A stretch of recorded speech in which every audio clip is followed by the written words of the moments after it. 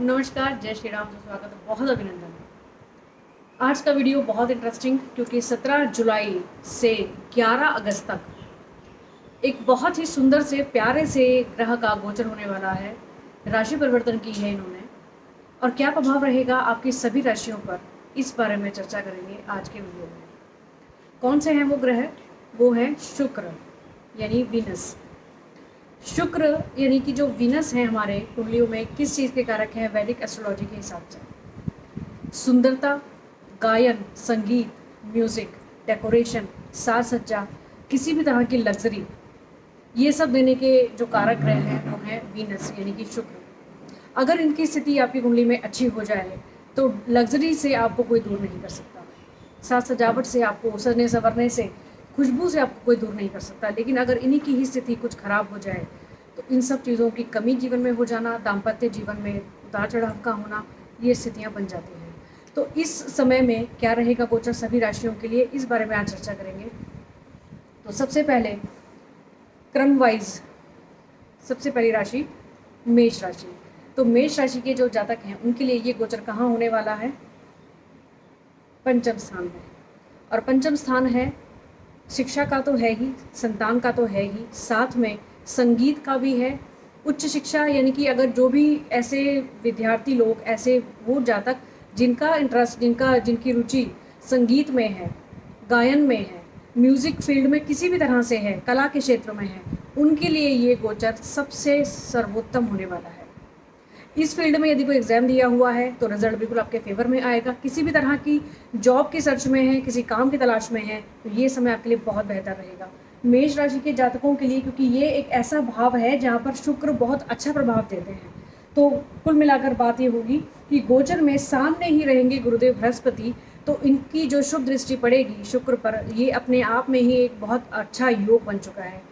तो ये शुक्र अपना तो प्रभाव अच्छा देंगे ही, सामने रहेंगे गुरुदेव बृहस्पति जिनकी सीधी दृष्टि रहेगी शुक्र पर, और आपके जिस भी भाव में शुक्र गोचर करेंगे उस भाव पर भी, उस भाव का बल तो बढ़ाएंगे ही, शुक्र का फल भी बढ़ाएंगे। तो ये एक ऐसा समय होगा, यदि आप शिक्षा के क्षेत्र में हैं तो भी आपके लिए अच्छा, संतान की तरफ से देखा रहे तो बहुत अच्छा फल मिलने वाला है। जो अभी तक संतान प्राप्ति नहीं कर पाए उनके लिए कोई ना कोई गुड न्यूज़ ज़रूर रहेगी। साथ ही साथ बात कर लें दाम्पत्य जीवन के लिए, बहुत अच्छा योग रहेगा। ऐसे वो लोग जो लव मैरिज करना चाहते हो, लव मैरिज के लिए आगे बढ़ना चाहते हो, और प्रेम संबंधों में यदि किसी भी प्रकार की कोई मिसअंडरस्टैंडिंग चल रही होगी तो इस समय में ज़रूर सुलझेगी। पिछला शुक्र का जो गोचर था वो इस प्रकार का था कि कहीं ना कहीं कैरेक्टर पर भी कोई बात आ जाए, या आपके कैरेक्टर को लेकर संदिग्धता बन जाए, कोई डाउट आ जाए, या प्रेम संबंधों में या दाम्पत्य जीवन में कोई ना कोई उतार चढ़ाव आ जाए, मिसअंडरस्टैंडिंग हो जाए, ये सब चीज़ें इस गोचर में क्लियर हो जाएंगी। और गायन और शिक्षा जो मैंने आपको पहले बताया, उस क्षेत्र में तो ये बहुत ही बेहतर रिजल्ट करने वाला गोचर होगा। साथ ही साथ सोर्स ऑफ इनकम की बात करेंगे तो ये भी उसके लिए बहुत ही उत्तम समय होगा। कुल मिलाकर मेष राशि के जातकों के लिए ये गोचर बहुत सर्वश्रेष्ठ होने वाला है। अगली बात करते हैं वृषभ राशि की।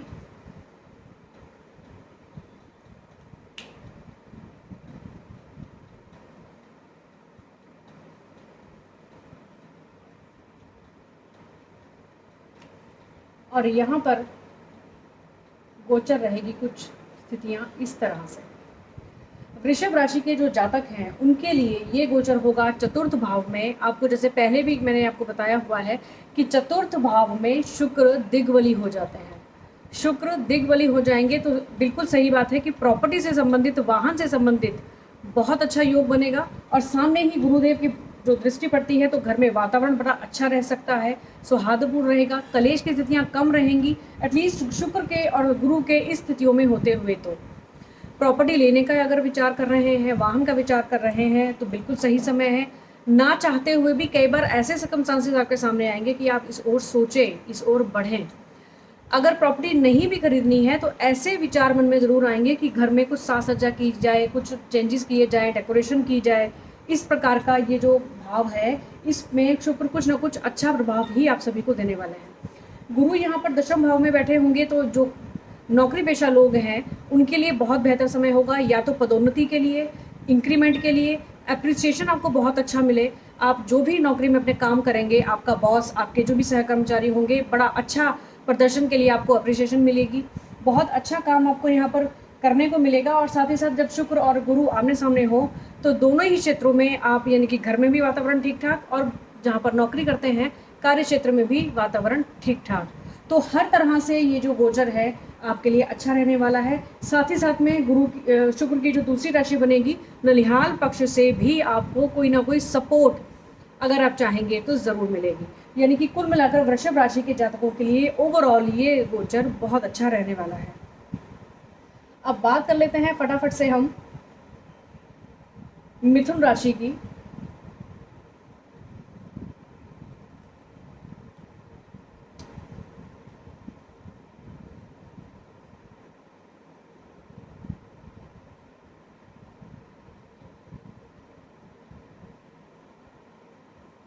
मिथुन राशि के जातकों के लिए ध्यान देने वाली बात ये होगी कि गोचर होगा तीसरे भाव में। तीसरा भाव कुछ चीज़ों के लिए बहुत अच्छा है और कुछ चीज़ों के लिए भागदौड़ लाइफ में बढ़ा देता है। तो ये मिला जुला कुछ असर लेकर आने वाला है। अच्छा प्रभाव ज़्यादा इसलिए रहेगा क्योंकि गुरु सामने रहेंगे, किसी भी नेगेटिव इफेक्ट को नहीं होने देंगे ज़्यादा, क्योंकि ये भागदौड़ वाला एक हाउस है। तो यहाँ पर देखें तो संतान भाव से थोड़ी सी परेशानी, जैसे अगर बच्चे आपके किसी भी तरह के एग्ज़ाम में हैं, एग्ज़ाम देने वाले हैं या उनका कोई रिजल्ट आने वाला है तो उसके लिए आपको थोड़ी सी टेंशन रह सकती है या एग्ज़ाम इत्यादि के लिए थोड़ी सी भागदौड़ आपकी बढ़ सकती है।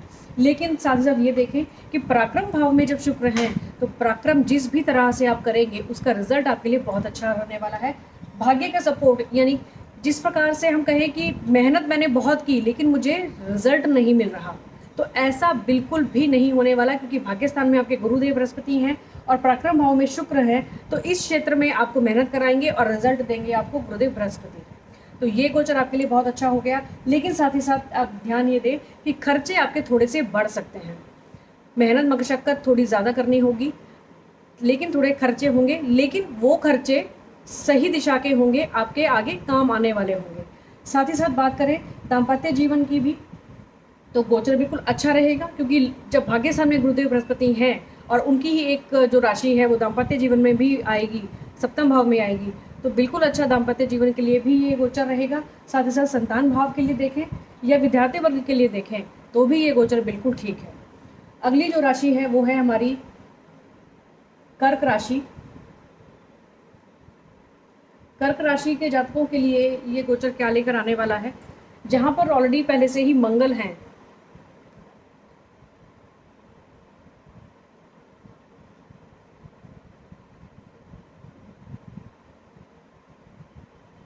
यहाँ पर ध्यान देने वाली बात ये होगी कि धन स्थान में, यानी कि जो वाणी का जो हमारा भाव है, कुटुंब का जो भाव है, यहाँ पर शुक्रदेव यहाँ विराजमान रहेंगे और गुरुदेव रहेंगे अष्टम भाव में।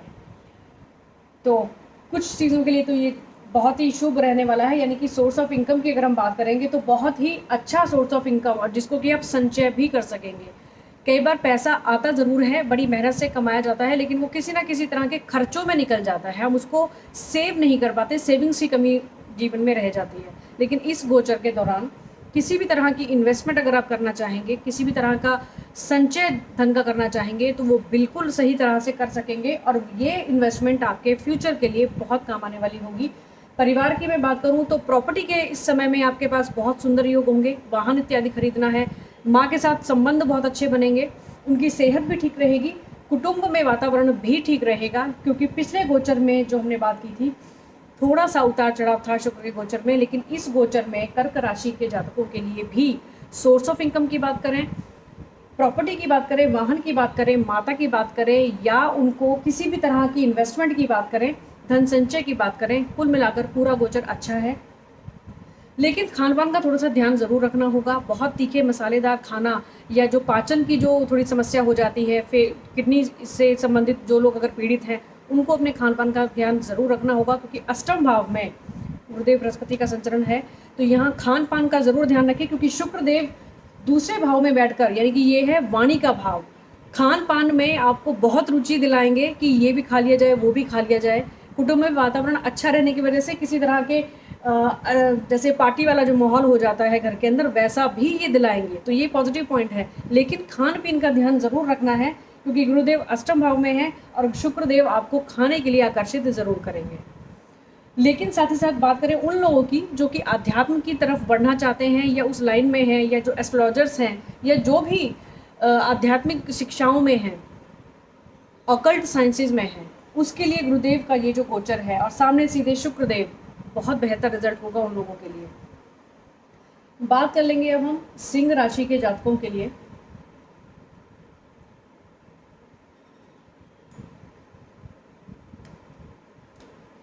सिंह राशि के जातकों के लिए ये गोचर कैसा रहने वाला है?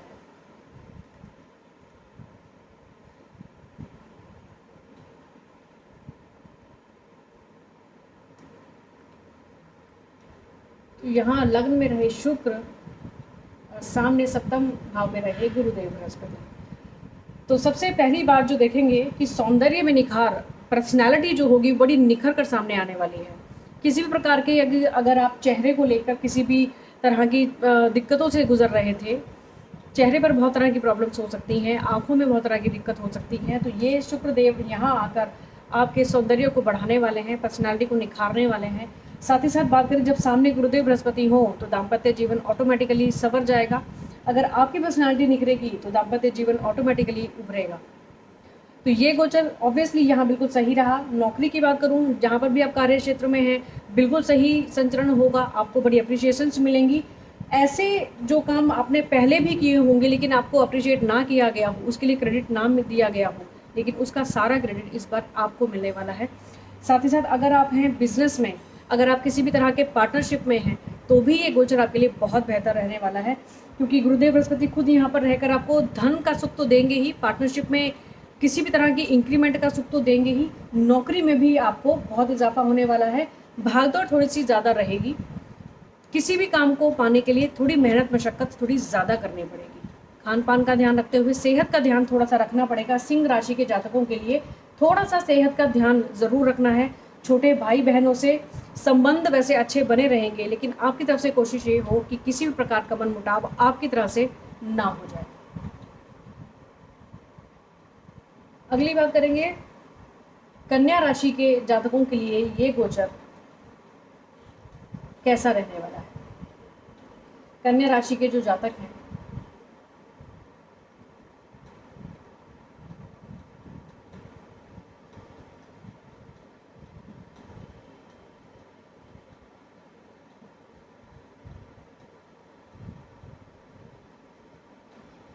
शुक्रदेव रहेंगे 12वें घर में।